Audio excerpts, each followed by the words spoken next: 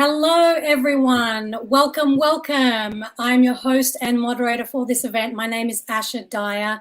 I'm a TEDx speaker, producer, founder of girltalkhq.com, and a passionate advocate for reproductive justice and freedom, which is the reason we are all here today.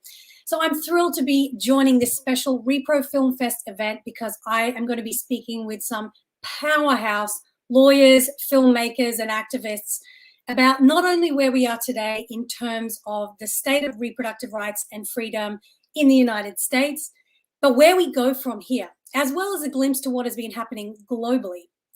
Whether you're returning or are joining us for the first time, we are so grateful that you're with us. Through knowledge, intention, and action, Repro is the only film festival in the world dedicated to reproductive justice, advocating for inclusive reproductive healthcare, justice, and bodily autonomy for women that are cis, trans, and non-binary alike. We'd like to thank all of our sponsors right at the top for this special event, the Shepherd Foundation, as well as our programming partners, The Future of Film is Female, Peace is Loud, Vidiots Foundation, and Girl Talk HQ. And now let's get to our call to action conversation, what we can do now. A conversation about the documentary The Eighth and how the US can reactivate our support in the wake of Texas's SB 8 bill and similar forthcoming bills. You know, it is easy to feel defeated, but this inspiring film and our inspiring guests in this conversation will and do continue to give us hope. But first, before we get started with our conversation, we'd like to share the trailer for The Eighth documentary before welcoming our guests to the conversation. So let's take a look. On Friday, voters will go to the polls to decide on whether to remove or to keep the Eighth Amendment from our Constitution. Order! Can you not see it? Order! This was the most historically divisive issue in Ireland ever. We've waited 35 years. We've just 1 week to do it, and we're going to bring it home. Women are still travelling, women are still in danger. This government needs to protect women's lives. We absolutely have to do something. What they're trying to do is take God out of society. Sadly, the answer is, we'll just get rid of it, instead of, what do you need? There was that sense that women couldn't be trusted. Well, I think the women of Ireland have rolled over for long enough. Why can't I love glitz and glamour and still feel passionately about women's rights? Imagine if you could get this army of women putting that pressure on and to feel empowered. Something magical happened where it became a symbol of women's equality in Ireland. All these stories being somehow set free to try and change the country. It's actually about the value that we're putting on women in Irish society. People do recognise it's a kind of a backlash. What happens here in Ireland will have a knock-on effect. We are creating an Ireland which values women, our bodies, our choices, ourselves, our lives, absolutely equally. Repeal the Eighth!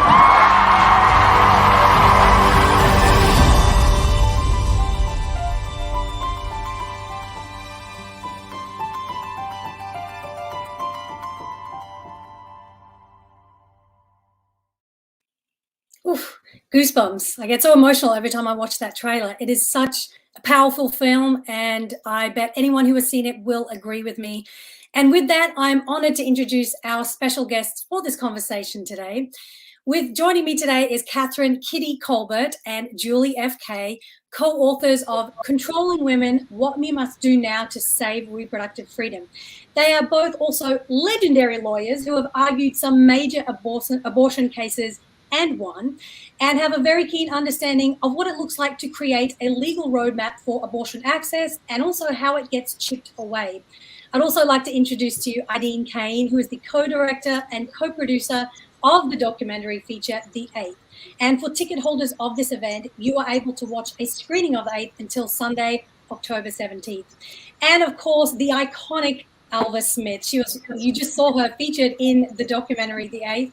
This is such a beautiful and powerful film seen predominantly through the eyes of Alva, who is an iconic long-time reproductive rights and gender equality activist in Ireland, who shows audiences how Ireland legalized abortion in 2018 through a referendum vote and the lead up to this monumental decision. So welcome to all of you. Thank you for joining me here today. I'm in the presence of greatness. Now, as some of you may have just watched the film today, I want to kick things off with a question for Aideen and Alva. First, I want to know how you both found each other, and did you ever think you would be making a film about how Ireland legalized abortion the way it did so recently? I can start. Thank you very much, Asha, and to the team at Repro Film Festival for organising this event.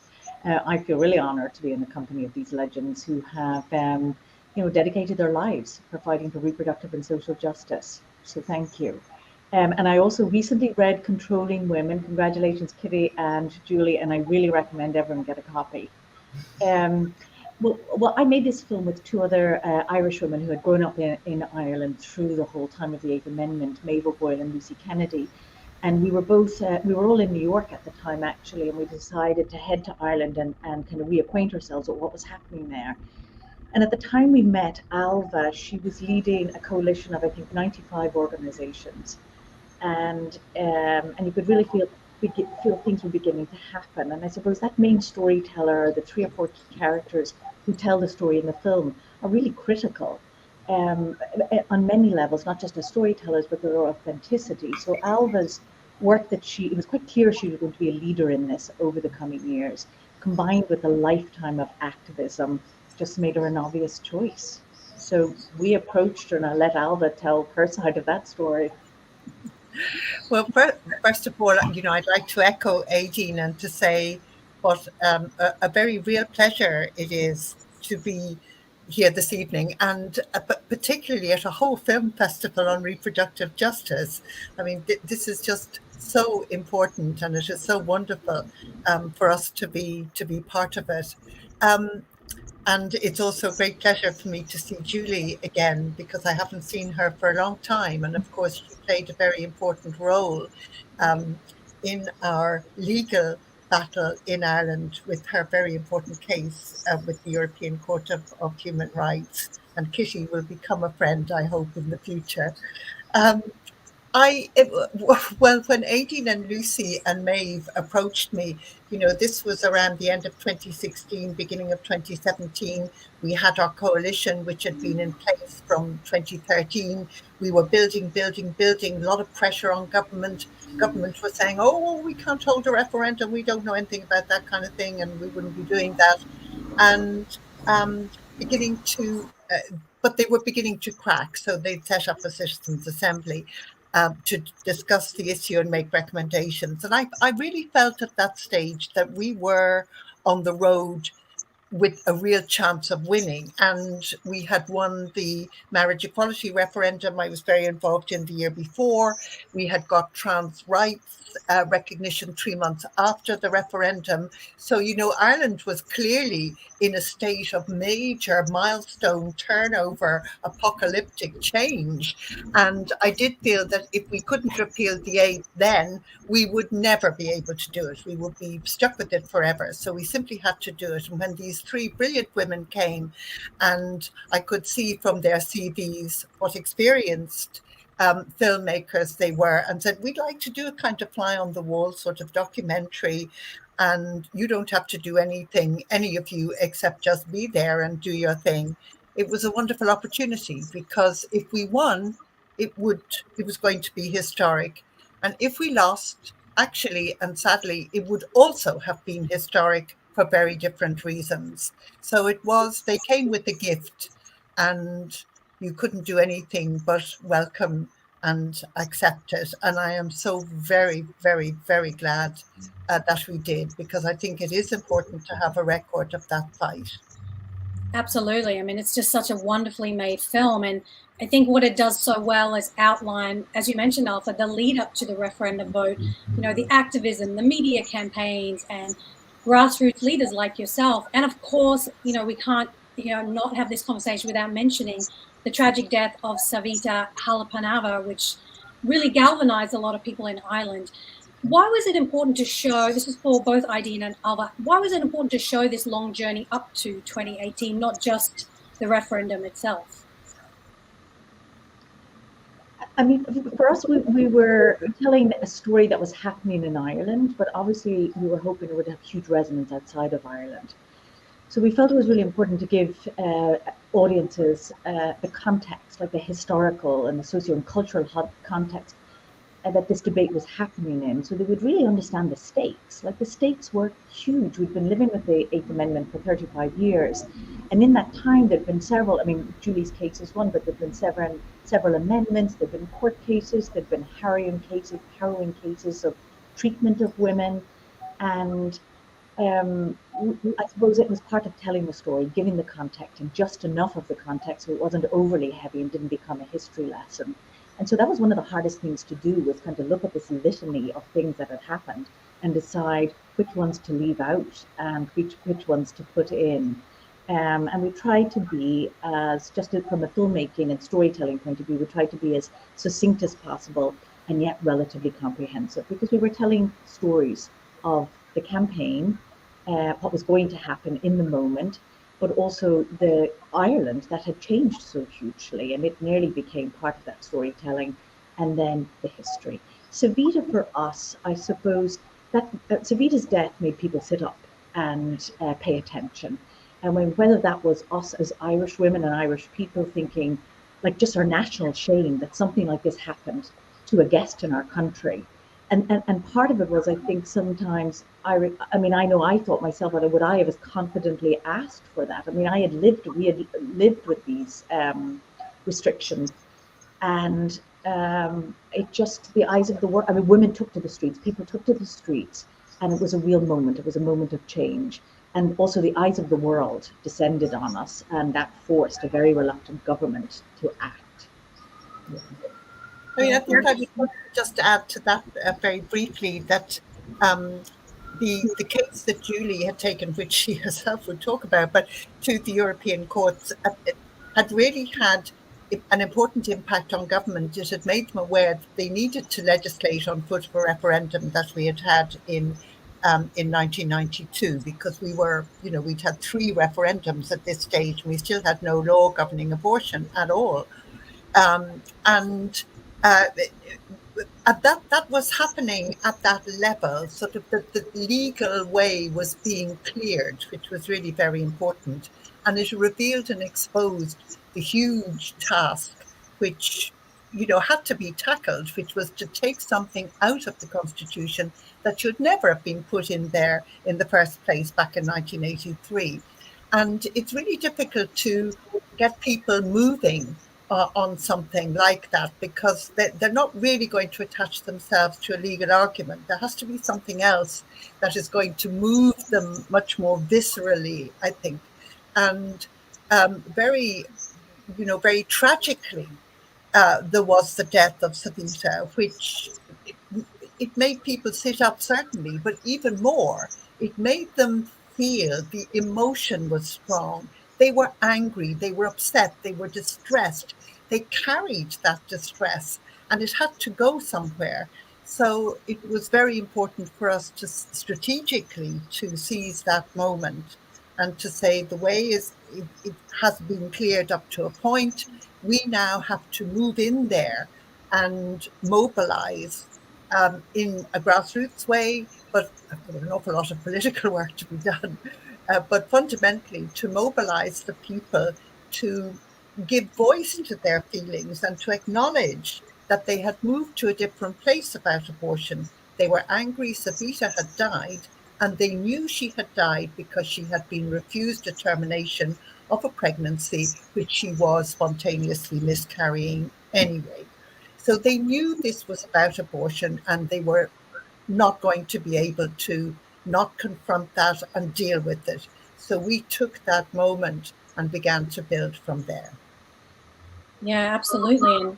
And, speaking of the long game, like you mentioned, Kitty, both you and Julie have been in the fight in the US as well as internationally for a long time. And Kitty, I want to throw it to you first. You successfully argued before the Supreme Court the Planned Parenthood versus Casey case in 1992, which many people are familiar with.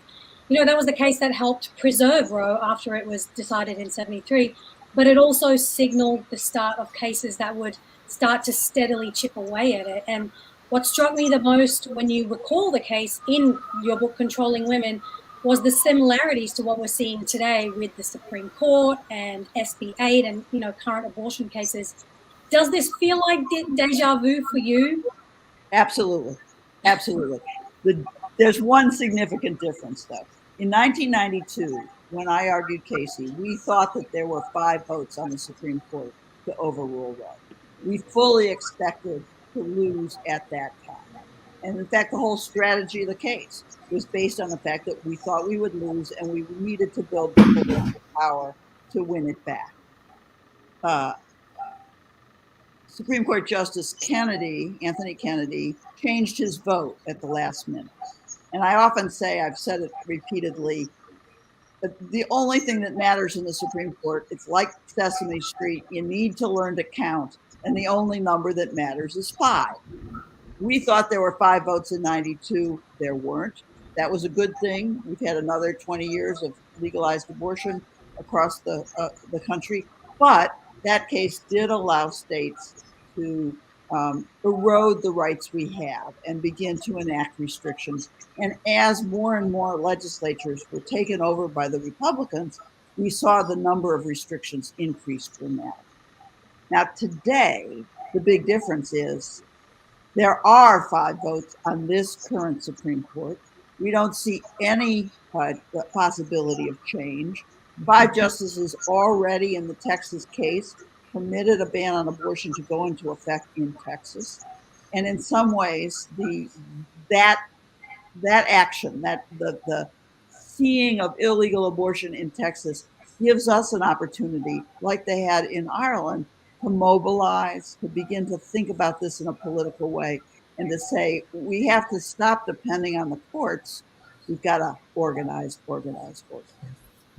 Absolutely. One of the questions I had about the court, and Julie, I want to throw this to you because you've also argued a monumental abortion rights case that both Alva and Ideen had mentioned that lifted Ireland's ban on life-saving abortion procedures in 2010, so before the referendum. When you look at how far the US has come on that front and see what is happening now, especially in light of Dobbs v. Jackson Women's Health Org coming up before the Supreme Court on December the 1st, can you give us any insight as to where the judges look at what is happening legislatively and especially culturally when they make their big decisions on abortion cases?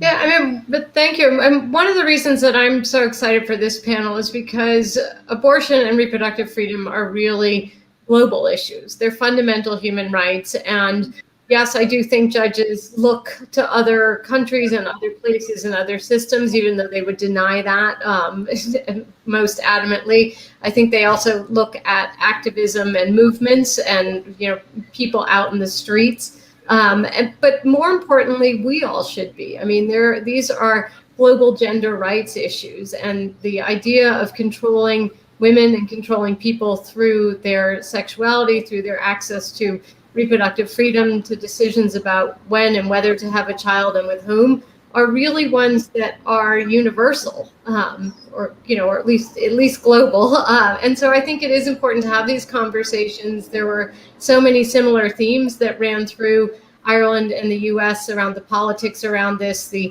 sort of pretense that this is a religious debate, or that Ireland was a so-called Catholic country, or that the US is a so-called Judeo-Christian country. And we really know that what's underneath it is gender equity, race equity, LGBTQ plus rights, and that we need to be more assertive and aggressive in the US and to catch up with the rest of the world in so many different areas of reproductive freedom. Yeah, absolutely. And both for Julie and Kitty, in your book, you highlight the reproductive justice movement founded by Black women in the early 90s here in the US, and how it seeks to expand on just the pro-choice movement itself, which, a lot of Black women felt very excluded from. Can you share more about why reproductive justice is a key way forward, especially given the impact of abortion restrictions that disproportionately impact women of color in this country? Yeah, I think there's a couple of ways. I mean, first of all, Roe v. Wade has gotten us so far, as has Casey, but the reality, and particularly in the United States, is that access to healthcare and access to rights is very much dependent on who you are, what your resources are, and race inequity in the US has meant that restrictions on abortion, restrictions on access to healthcare has had a disproportionate impact on women of color. And in the US, our maternal mortality rates are horrific compared to the rest of sort of industrialized nations, but particularly for Black women. And so as we look at this issue more and more, we really need to raise the voices of people who've been saying this for a very long time. The US sees itself as kind of exceptional and takes itself out of the human rights conversation. Even before our last president, we were doing that. And so I think this is one of the ways where we need to say that the US model of constitutional sort of freedom from government intervention is really freedom from healthcare, freedom from the basic housing and livable wage and those kinds of things. And so it really is about playing catch up. And, you know, we know, and our movements know, that this is really a human rights framework that we need. And so it's time to start demanding that more. Yes. So Asha, what I would add to that is that we have to stop hitting our heads against the marble staircase, as we say, because the courts aren't going to save us.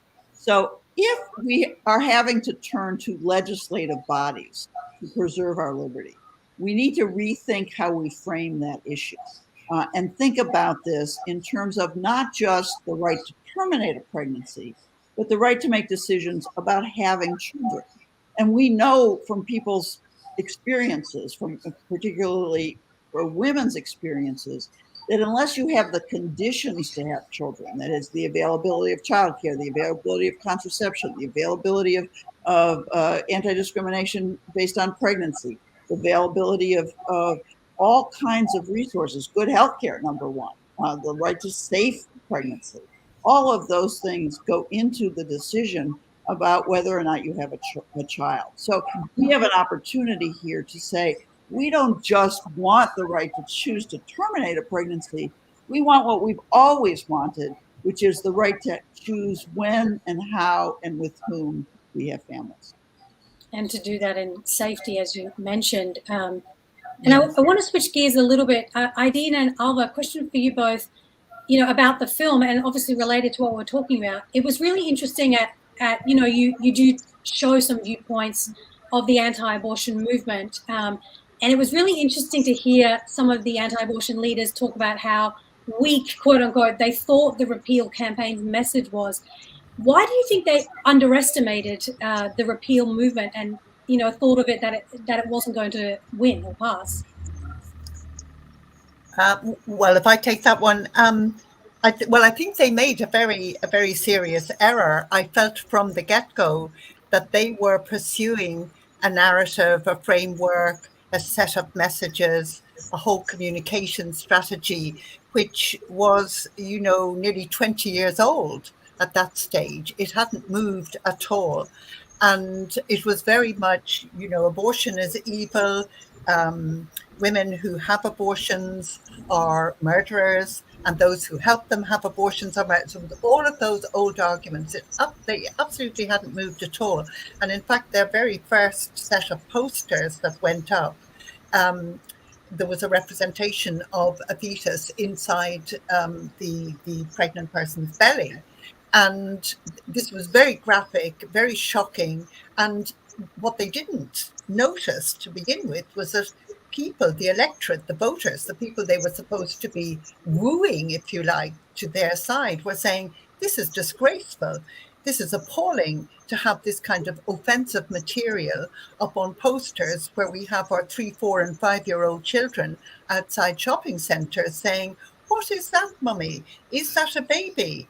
And of course, it upset young parents who, again, I mean, were the last people in the world that the anti-abortionists should have been upsetting. So they got off, they came with a very old frame of reference and a very old view of Ireland, and they basically stayed there. And because part of their strategy in Ireland, as it is in the US, as it is pretty well everywhere, is to say that anybody who's pro-choice is ridiculous and weak and silly and absurd and evil.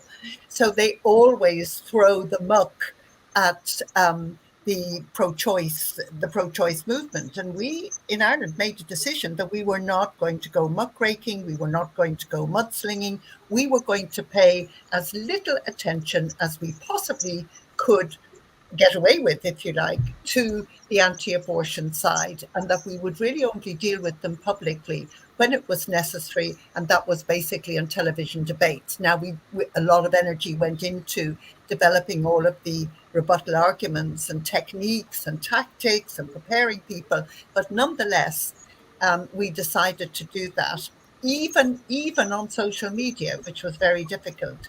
I do think, however, and unfortunately, that the anti-abortion movement has learned its lesson from the Irish experience and is now moving over onto pseudo-feminist ground, as we know, and say, basically they tried to say that actually not having an abortion was very feminist, which is an argument I can't even begin to deal with. I can't even begin to address that. But I think they have learned some kind of lesson. I think they are seeking, so to speak, to modernize, but they were very surprised at, I think, the nature of our campaign from the very beginning, going back to 2013-14. And it really worked for us to focus on what really mattered, which was women, first and foremost, women's health and well-being, and that's picking up very much on Kitty and Julie's point, that what women needed, thirdly, was care. And that if women matter, if we care really about women and people who can become pregnant, then we have to think of them as whole people who have needs and requirements like everybody else, and they have rights and entitlements. So it was about, in a way, restoring the woman and making her and her experience and her need and her health central to our campaigning, and not allowing it to become a demeaning and disgraceful tug of war between the person who is pregnant and the fetus that they're carrying, which it should never, ever, ever be, ever. And I think that was a very important move that we made, because people began to see women in distress rather than anything else. Can I add one point to that, Alba? I completely agree. And I think coming to Ireland as an outsider when we first moved there, it was, I always say it's sort of a through the looking glass experience, but I think what can't be understated was the fact of criminalizing abortion has such a horrifying and stigmatizing effect. And I was really struck by that. And I was, I came from this outsider position. I was used to talking about abortion, to litigating. It was something that was seen as sort of a, public interest law rather than anything shameful. And there's a very different tone once abortion is criminalized. And I think that's something to be very mindful of in the US right now, because once that happens, it's much more shaming of women. Politicians want to take a big step back. Corporations do. It kind of puts a taint on it. And I think that was something that the anti-abortion side had really benefited, and maybe it was caught off guard by Alba and others sort of all of a sudden saying, no, this is a right, and these are our rights and our human rights, and this is about how women live. And so I think having that kind of aggressive strategy on your rights and not engaging in the muck was really something that was effective because of the long-term work on top of it, as well as the strategy and campaigning, and something that the U.S. needs to take note of too. And I mean, along with that, we were able to move it away from the moral ground, high or low. We just took it out of the moral ground and basically said, this is not about morality, and it's not that we don't respect morality. It is that this particular issue is not about morality. It is actually about health, and it is actually about care, and it is actually about ensuring that human beings have what they need in order to survive and to flourish in the world with a degree of equality, we hope, and freedom, and so on and so forth. And I think that moving it away from that moral ground meant that we didn't go anywhere near the arguments from religion. And interestingly, by sort of a third of the way through the actual referendum campaign, the no side, the anti-abortionists, began saying things like, this is not about religion. This has nothing to do with religion. So they actually understood that people were getting a different message. The voters were getting a different message for us, and were being asked to think about a woman. Think about not women, but think about a woman who needs an abortion. And they began to get that point, and they would start waving and signaling in a sort of panic-stricken way if anybody raised the issue of religion. And I thought that was very instructive, because it meant that the whole force and strength of the Catholic Church in Ireland, much undermined, it has to be said, through its own nefarious and really actually evil activities over the past several decades. The Catholic Church had to stand right back and to say, this is not a debate for us. This is in civil society, and it is, about a different kind of politics. And again, that had happened in the marriage equality referendum, and they got a further huge pushback. And that is not to say that people in Ireland don't describe themselves as Catholic, because something like 85% do, but it's a Catholicism which has become much more dependent on individual conscience. And we didn't ask people, by the way, to agree with us. We asked them to agree with the proposition that we should not have a ban against constitution, against abortion inscribed in our constitution. So we didn't ask them to do more than that. I mean, I think I would like to go back to them now and ask them to do a great deal more along the lines which Julie and Kitty have been describing. I mean, I would like to go back now and say we need to have in our constitution a clause which guarantees bodily integrity and autonomy, sexual and reproductive rights. Put it, phrase it, frame it in whatever way you like, and take the law away. Why do we have to have laws at all governing abortion? And it goes back to what you've all touched on, this idea of bodily autonomy and just the general banner of human rights. And Alva, I know you'd mentioned that you had been involved in the fight for legalizing marriage equality and trans rights. Why are these issues so intertwined? And for people who aren't, paying attention to the laws that were happening in Ireland and also that are happening right now in the US, why is this something that, why should more people pay attention to the anti-LGBTQ forces that are happening right now? So I can try to answer that, Asha, because I think what we see with abortion, trans rights, LGBTQ plus issues is that they operate as wedges in the Republican coalition. So that there's a lot of political effort to attack people on those identity issues, along with racial justice. I mean, those are really where it plays out on the right. They use them to build their coalition. In some ways, the flip, though, is that we haven't done enough of that because, of course, Americans believe in the right to choose abortion, believe in marriage equality, believe in guaranteeing trans rights. I mean, these are winning issues for people on our side, but we don't use them in the same way as our opponents. And I think we need to think about that. One of the things we suggest in the book is a equality, gender equity amendment to the Constitution as our long-term goal. And we do that because we think that coalition of people who feel strongly about abortion and LGBTQ issues and trans issues and all the things that our opponents have attacked can be a real win for us going forward. And to really kind of reframe that issue as well, I think is really important. And I know both you and Julie have mentioned that the courts are not going to save us, which is a scary thought. But as the Supreme Court gears up to hear oral arguments in Dobbs v. Jackson Women's Health Organization on December 1st, this is the case for people watching that is challenging Mississippi's 15-week abortion ban. What are your predictions, and what should people be looking out for from certain justices? How are you feeling about it? There's nothing good. Go ahead, Julie.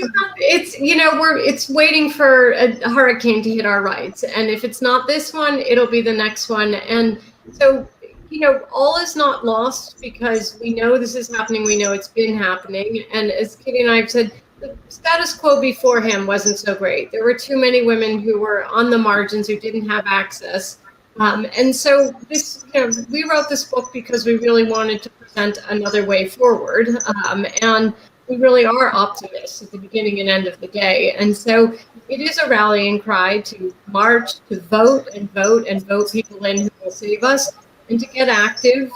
We were also looking at ways that states that do have access to abortion can, be places where women can travel and access, which is ironic because in Ireland it was all about travel, and the Irish solution to the Irish problem was to travel. And I don't think that that's a great solution, but it's one that we're looking at now here, as well as getting women access to medication abortion for people who need access to abortion services in the first trimester or first 11 weeks. So there are a lot of different solutions. We talk about a lot of them in the book. And I think, I look at the model of what happened in Ireland, and it was 30 plus years, but I think that we're all much more, wind up to do this and to be active now in the US. And so we're not looking at a 30-year plan, but we are hoping that over the next 30 years, things will get a lot better, but along the way, there's a lot we can do. So, but Asha, let me answer your question first, which is, what do we think the court is likely to do? They're likely to eliminate the rights as we know them.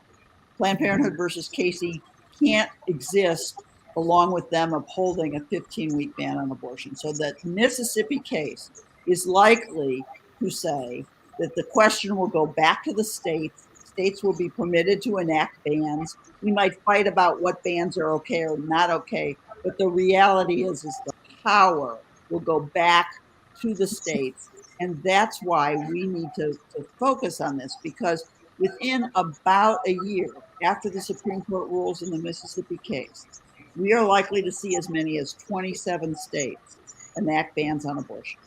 Some of those will be total bans. They will take effect immediately. Others will take effect more slowly. But over half of this country will no longer have the ability, women in those 27 states will no longer have the ability to choose an abortion. So they're going to need to do other things. And those of us who live in the blue states are going to have to not only render help to those women, but enact laws that are more protective of the women in our states. But I mean, if I can come in there, I mean, please. It sounds to me absolutely from the outside that this is absolutely right, and that the courts are not the friend of reproductive justice in the US. Not right now. Therefore, women, I think, absolutely need to mobilize. And you do say in your book that building strong coalitions, and I know that there are existing coalitions, but that there needs to be some kind of mass US coalition that is going to move as a major phalanx through each and every one of the states where abortion rights are not just threatened, but actually already undermined or scrapped entirely, as is pretty well the case in Texas now anyway. And that this is going to have to be orchestrated and funded, I suppose, but it is certainly going to have to be orchestrated and propelled. And I mean, it's very different fighting for rights in Ireland and fighting for rights in the US. I'm very well aware that Ireland, has a population of the whole island has a population of in and around 6 million. And if we just look at Texas, it's 29.5 million people, and you could fit Ireland into Texas. Somebody told me recently, but I've forgotten if it's 6 times or 9 times or 29 times. But the point is that it's a very, very, very different ball game, of course. But the actual principle of on-the-ground mobilization and of women saying, you may be the Supreme Court of the United States of America, but we don't believe you and we don't trust you and we're not accepting what you're telling us, that has some power and some force, because it has got to move the politicians maybe not the Republicans, but the Democrats could work a lot harder, I think. Absolutely. And go ahead, Ideen. I mean, one of the other lessons learned from Sveta Halep in our case, that what happens when you criminalize abortion or when you make it unavailable is it sends a chill over all of reproductive health care. And that case was very public. I think we all know of other cases where women haven't been treated. In the book, Kitty and I talk about a case of a woman in Louisiana who was denied a life-saving abortion because she didn't have a greater than 50% chance of dying. So they wouldn't perform the procedure on her. And I think that's what happened in Galway in the hospital for Savita, that they just didn't know what to do. And so I want our country to realize that they're playing Russian roulette with women's health. The Supreme Court is doing that now in Texas, and that we really have to be aware before a tragedy happens this time and to really be outspoken about that. Ideen, go ahead. I think also to remember that here in the US, the majority of people believe in abortion health care, and they want it. Like, we were in a very different position in Ireland. People had to be persuaded that this was the right thing to do and this was the world they wanted to live in. But that exists here. And I think, and it's echoing from Kitty and Julie and what they've written in the book, that the communities that have been most affected by the rolling back of access for many, many years have been working in this space, and they've been leading this reframing of the conversation away from a single issue to this reproductive justice and access to healthcare and fundamental rights and education and housing. And so I think that model is here in the state, and this is the time for those coalitions to come together and to center those communities that have been working in this space for a very long time. And so, you know, if that all of that coming together, hopefully it'll be a pivotal 18 months or 12 or 18 months.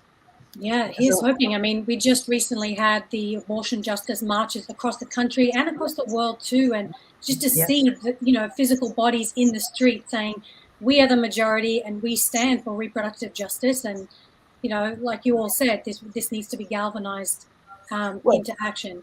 Go ahead.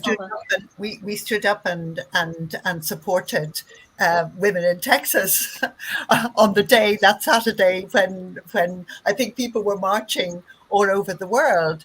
And we were, of course, out there rallying and protesting against the terrible situation in Texas and in other states. But we were also doing it for ourselves, because just because you remove a clause from a constitution doesn't mean that overnight women and pregnant people can suddenly get the abortions they need in a timely fashion.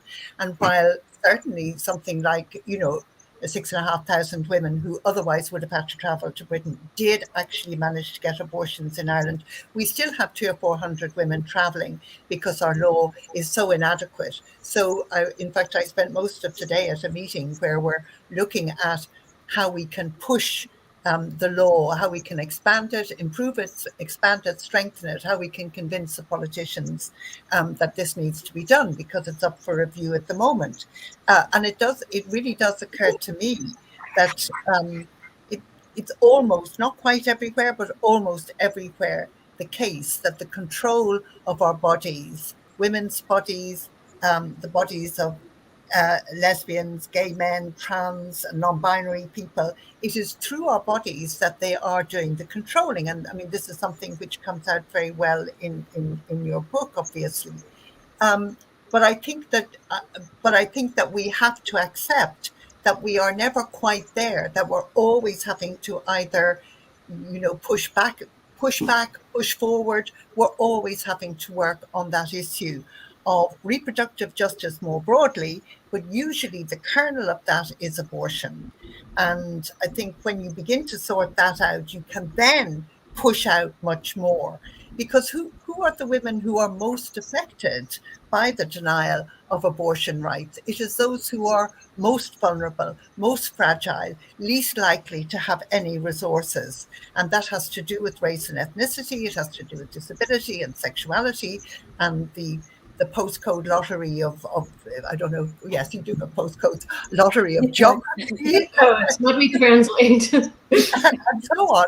So, you know, it's about also looking at the ways in which inequality socioeconomic inequality is inscribed, racial inequality is inscribed centrally and profoundly in those prohibitions and bans against our reproductive rights. We're actually fighting for free contraception at the moment, which was promised to us, and we've now been told that yes, we're getting free contraception, but wait for it, there's a little catch, because it's only for women under the age of 25, as if somehow at 25 never going to happen again, you're never going to need it. But it is some kind of step in the right direction. And I think maybe just one point I might just sort of slip in there. One good thing that we did get in our law is that abortion is free. It is free for, if you can get it, it is absolutely free. It doesn't matter who or where you are. And I think that in Europe, we do have the advantage of having more awareness of a system where universal healthcare is a good thing, even if it is not available always in every country. Like in Ireland, it's not quite universal. Yeah. That floor that you have where you don't go below a certain part in healthcare or education, I think it's not perfect, but it looks pretty green from over here. And you know, one of the other real bumps that I've seen in what's helped Ireland make these kinds of changes in contraceptive access and abortion rights is just the election of women and younger women who really are the next generation and get it. I think in the trailer there was a clip of the Citizens Assembly, and you know, I had watched the same predominantly men sort of repeat the same arguments about why abortion was awful so long. I love that scene where she just calls him out, you know, in the film, and is really like angry and, you know, professional there together, everything. And I think what we've seen a lot in the US is that we've had sort of people who are pro-choice supporters or pro-choice light, they tick the box. Now we're starting to see a new generation of politicians, predominantly Black women, who have just been very outspoken, who have said no more to the Hyde Amendment, which bans federal funding of abortion. That was something that everybody sort of like, well, it's not so bad, it's not so bad. Some of our newly elected and not so newly elected Black women politicians have really been saying, here's the racial impact of that, here's who it's harming, enough. And finally, President Biden's the first one to suggest taking that out of the federal budget in 40 years. He's not exactly a champion on the issue, but he felt the pressure, he felt the heat. Yes. You know, and they built a coalition that really raised this issue in the way that it should be. And I think that's a prime example of how we can move forward. Go ahead, Kitty. So, Asha, the thing I would like to emphasize is that our opponents are very politically savvy. They care about this issue at a very high level. That is, it's the most important issue to them, for whatever reason it is. Our side has lots of issues we care about. And so the issue of abortion is not as salient in political terms. And it means that our side cares about policy, but we don't like the door knocking and the writing of the postcards and getting involved in the very, very hard work of winning political races. And I think what needs to change is we need to pay attention to politics. Because however great our policies are, they ain't going to become the law unless we have the political power to implement them. And the only way we can do that is to win elections and to win political power. So I can't say enough about how all of these issues are important, how framing is important, but what's really important is for each and every person to do something to advance the cause, help women, get involved in politics, do the hard work of winning back our power. Absolutely. Yeah, couldn't agree more. And I want to open it up to some audience questions because we have some coming through now. A question for all of you. Feel free to jump in, whoever wants to take this one. Do you have hope that people will mobilize? I'm so afraid that people here in the US are not as motivated as we have been during other recent social and political crises. What do you all think? I'm an optimist, and I think what I've seen is some fatigue in people who have, you know, been around for a long time fighting for this, but an incredible energy with the younger generation and just creative spirit, using online using TikTok, using mass movements and creative handmaids costumes and things. And I think that, Texas was a rallying cry. And so I'm optimistic about it. I think we need strategies. I think we need to be policy wonks and focused. We need to not compromise on, saying, well, it's okay to not fund abortion or we're going to be reasonable. We need a left flank and we need people to be loud on it. Right. I think one of the things that really took me by surprise was that the Texas law, probably the most egregious law we've seen in 40 years, took effect without it even becoming a national issue. So one of the things we need to do right away is not only be angry, but be direct with our anger on the people who are implementing these policies right off the bat, so that every state, every time they try to impose a new ban, we got to be out there fighting those people loudly and with creativity. And if it takes in the streets, great, but even more important, let's get them out of office so that they can't do that. And I think the second piece, I am very optimistic for one reason. I see our opponents feeling like they may have overplayed their hand in Texas. And they're now saying, oh, well, we won't do anything like that, or it's not so bad, or I'm not going to talk about abortion, even though their base is very much motivated by it. They're backing away politically. That means we have a chance to make a difference. Right. And the midterm elections in 2022 are going to be that. Absolutely. Well, a question for our Irish panelists here, actually everyone as well, but is what happened in Ireland feasible for the US, and what is the timeline we might be looking at? This is another audience question. Well, as I think I mentioned before, that you're talking about two very different contexts, two different beasts, so to speak. Ireland is so tiny.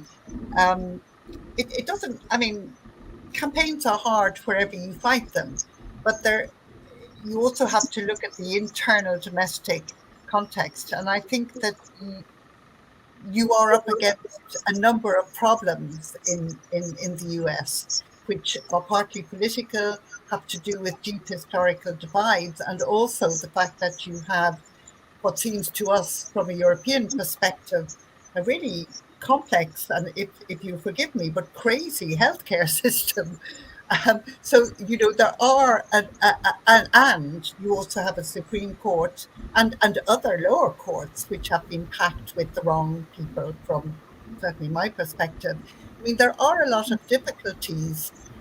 I think we can all learn from one another. In many different ways. But I do take some hope because, in Argentina, campaigners were told, women were told, oh, you're never going to win. It's going to take 20 years. In Ireland, I can remember, politicians actually looking me in the eye and saying, are you mad?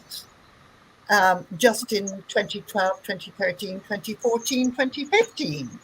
And saying, no, I don't think we're mad at all. This is just, it's very obvious. It is something that women need. And in both those cases, we did actually prevail. It took us 35 years in Ireland. I really do not wish that on anybody. And by the way, Julie, when people become a little fatigued and exhausted, people used to say that a bit in Ireland, and I would always say, so, okay, where are your vitamins? Take more vitamins, get more exercise, get into training, get out there. And I think there is something of that kind of spirit which is kind of required in the US at the moment. Your backs are right up against the wall. There's absolutely no doubt about it. And when your back is up against the wall, what you do, you take one foot and you kick hard, and then you take the other foot and you kick even harder. And that's the only way you move away from the wall. So I do think the political and strategic moves are really important. I also think, though, that mass demonstrations out on the streets locally, as well as nationally, I think that helps people to feel involved and engaged. If you can get them out onto the streets, you can get them doing the other stuff. And it frightens politicians because they think they're not going to be re-elected. So I love that. I love frightening politicians. I think they, keeps them on their toes. But I don't underestimate the struggle that's ahead. And I don't even underestimate our struggle in Ireland with various. Yeah, I mean, Alva, I'm sitting here thinking like nobody thought that it was going to happen in Ireland even until the very end. I mean, even as Aideen's making a movie, you don't know whether you're going to have a happy ending or not. I mean, and so I think it was really difficult in Ireland, and there was a lot of, because of this Irish solution to the Irish problem, people weren't engaged. It was something you went off, you took care of yourself and came back. And so what Alva and others did was really get people committed and engaged. And I don't think it's that much harder in the US. I mean, yes, it's a bigger country. There is a lot of money and resources for activism here. I mean, what happened in Ireland was volunteers, shoestring budget, homemade fundraising. And so there's a lot more that we can and will be doing here. I think that's the way forward, certainly, and I think it's very possible. And I think of our lovely 3 filmmakers coming on board at a time when nobody knew what way this thing was going to be, and investing all of their resources and time and creativity. I don't know, Aideen, if you have a comment. It was a big risk. It was kind of a gamble for you, though, too, wasn't it? But when you think about it, and we did think about it, particularly in the last few weeks leading up to the vote, because I remember arriving from New York, and it was the night of a really depressing television debate. Oh God! Where some of Alva's colleagues were just being hammered, and I thought, have I woken up in 1983? And so the next few days were pretty dismal. But I suppose we knew our movie would end with the decision, even though an awful lot of work has happened since and is still ongoing with campaigners in Ireland. And, as Irish women, I think I wouldn't have been able to come back on a plane to my teenage daughter here in New York if we'd lost.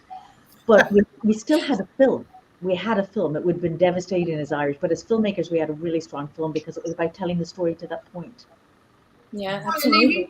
You raise a good point. I mean, at some level, this was a vote on fundamental rights, and we don't have a vote about, where people sit in a bus or who gets access to housing and those kinds of things. And I think that thankfully the vote came out well. And I think, as Alva says, there's still work to be done. But, we were talking, if we lose this referendum, we're going back to the European Court of Human Rights, and we're going to go back again and again and again. And we're going to go back to the Irish government again and say this is rights-based. Because at the end of the day, you shouldn't be voting on whether somebody has access to their rights or not. It's not a popularity contest in that way. And I think that's something that's important to keep in mind in this country. Like, we lost the Supreme Court. Donald Trump won and had a disproportionate impact on the Supreme Court.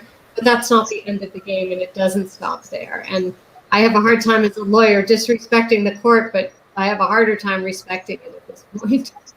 Yes. Well, I want to move on to our last audience question because our time is running out, even though we could continue having these conversations forever. In the US, this is audience question number 3. In the US, how do we shift this conversation from just a political issue to a human rights issue? I don't know, some of you have touched on this. Kind of like the incredible movement like Black Lives Matter has done. How do we, reframe it and really galvanize different demographics, different sorts of people into this issue? Well, I think part of that question in some ways is deceptive because, of course, they're both. It's a political issue and a human rights issue, and we need to kind of work within that framework in all kinds of ways. Part of it is how you frame the issue, but more importantly, it's how you implement the policies you want. And to me, I keep saying this, it comes down to power and how we assert power when we don't have any. In this country, unlike where there is a human rights framework in the law, in this country, power is determined by voting. Power is determined by street protest. Power is determined by ensuring that individuals have the liberty to do what they need to do in their lives. All of those things contribute to power. To me, what's important is to get where we need to go. We need to collectively say this issue is important. We need to make change. We need to work together across all different constituencies, and we can no longer let our enemies, the people who have defined this issue and taken away our rights, have political power. And until we do that, we will be in a dire strait like we're about to be. Well, I'm so glad we definitely have some hope, and there is, different goals out there that we can work toward. It's not the end of the road with the Supreme Court or the lower courts, like you all say. I want to say a huge thank you to all of you, all of our special guests, Kitty, Julie, Ideen, and Alva, especially. I know it's so late or very early there in Ireland right now. And of course to our audience for participating in this Repro Film Fest call to action conversation. Please stay up to date on the release of the documentary The Eighth by visiting the8thfilm.com. I believe there's going to be a little website up there, but it's visit at the8thfilm.com, the number 8. And to purchase a copy of Controlling Women, What We Must Do Now to Save Reproductive Freedom, visit controllingwomenthebook.com. And I want to leave on an encouraging note to all of us that we do not stop fighting and pushing for progress. As our guests today have shown, the path forward is always to persevere, learn, grow, and continue to speak out. So thank you all for the inspiring work that you are doing and for giving us hope. And thank you everyone for joining us and playing an active role in the movement for change. And I hope you all have a great evening, and please keep up with all our leaders today on the panel, and we will see you next time for the next Repro Film Fest event. Thank you, everyone. Thank you, Asha. Thank you. Thank you, Asha. Thanks, Kelly. Thank you, Kelly.